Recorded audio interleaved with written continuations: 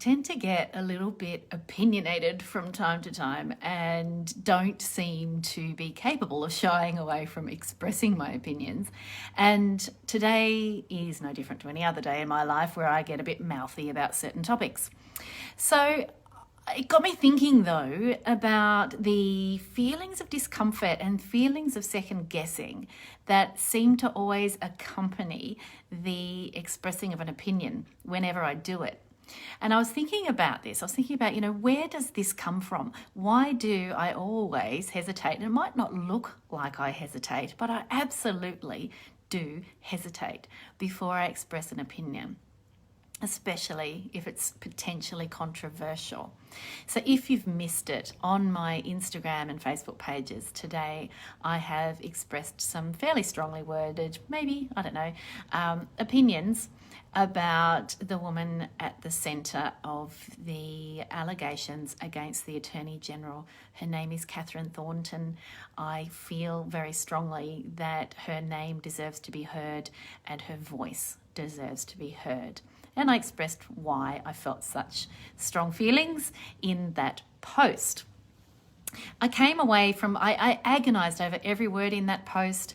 I agonised over what to say, how to say it, and how to respect her, how to give dignity to her story, how to give dignity to all survivors.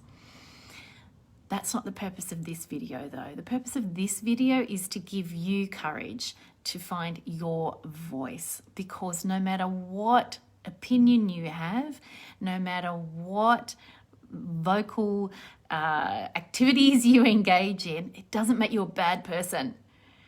I think this is probably at the nub of those hesitancies that I certainly still experience if I'm about to put my thoughts and my more stronger emotionally driven opinions forward.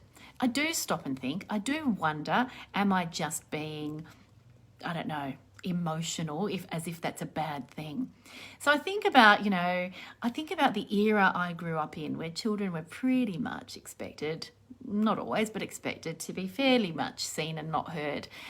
Girls in particular were criticised if they were outspoken. They were criticised if they showed any kind of leadership potential. Not so much by my parents or my family, but there was this expectation in society that we be good girls, that we behave ourselves, that we be demure, and that we keep our opinions to ourselves.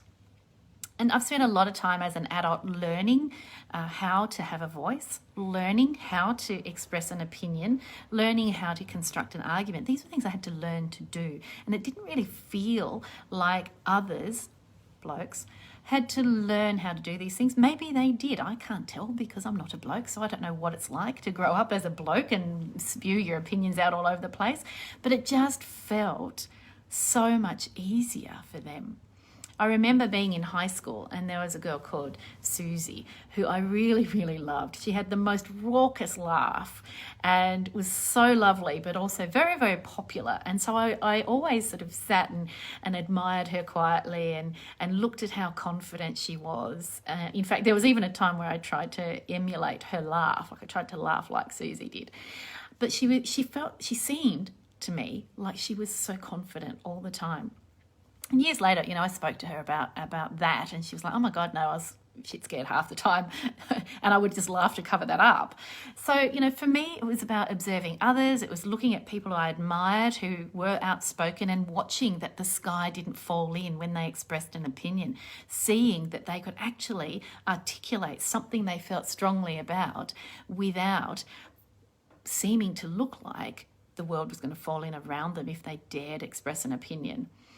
So it took me a long time. I credit my mother-in-law and my sisters-in-law with, when I was much younger, really guiding me in terms of role modelling to me what a strong, opinionated, outspoken woman looks like, and watching how that when they expressed their opinions, when they were forthright, when they were outspoken, when they were bossy, bad things didn't happen to them. And so I would begin to experiment and formulate an opinion and express it. So today I was talking about women in particular. The same is true of men who are survivors of sexual violence or sexual trauma being allowed in our society to have a voice, and celebrating the courage of those who do find a voice and give voice to their trauma, but also celebrating the courage of those who choose to keep their voice to themselves, because that's difficult too when there's trauma in the past. I think it's important for all of us to understand that we have the right to speak with clarity and with dignity when we feel passionately about something, whether it's our own past experiences or our own current experiences, or whether it's about championing the causes of others who have come before us. So I look at Grace Tame, who is a survivor herself and was able to, through persistence and courage, overturn laws in Tasmania that prevented young survivors being able to tell their story publicly, being able to identify themselves publicly. I look at women who stand up to the way people, the media, men in power and others speak about them and about the experiences that they've had, traumatic or otherwise. I look at how women, particularly business owners, are treated by others around them.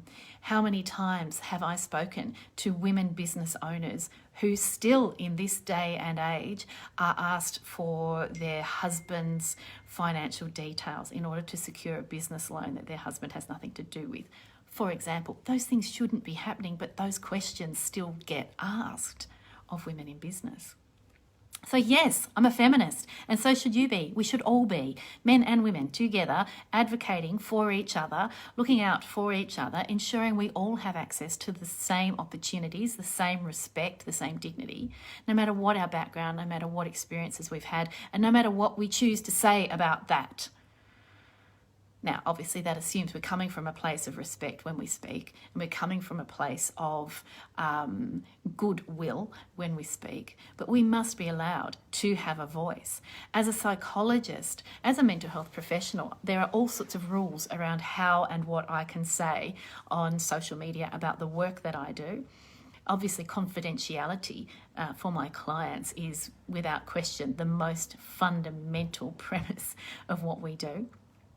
But there is also a lot of fear around being visible as a mental health professional online. I 150% believe that if we stayed invisible in this age where social media is so important to how we connect as a community, if we as mental health professionals stay invisible, stay behind the four walls of our consulting rooms, how are members of our society who are in need of mental health support, how are they ever meant to feel that they could connect with a mental health professional if we are tucked away in this mysterious sort of veiled aura of untouchableness?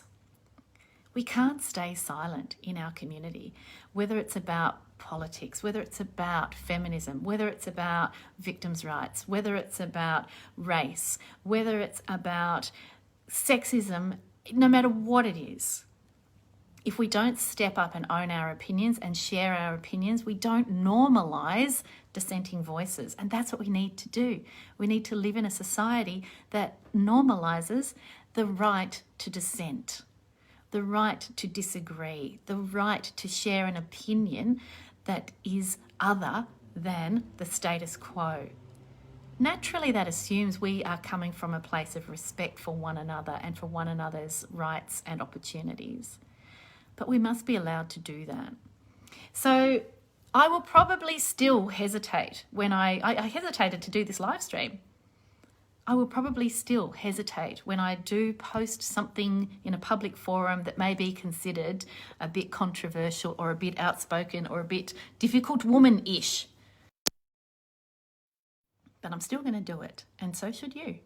If you believe in something, whatever it is, if you believe in it and you're passionate about it and you want to connect with your community on that level, on that topic, you should not be afraid to do so. And those people who do put in comments and whatever, I have to say, actually, I've not had any nasty comments about what I shared today. And if they do come, well, so be it. I'm a big girl, I can cope with that. But my point is, we shouldn't let fear of negative comments, we shouldn't let fear of criticism from our peers or our family or our friends stop us from feeling that we have a right to express an opinion. I think that's really the end of it, isn't it? We shouldn't be afraid to express an opinion. On that note, have a fabulous Friday afternoon. I will go forth and continue to be controversial in whatever way I choose. And I will see you all another time. Have a lovely weekend. Bye-bye for now.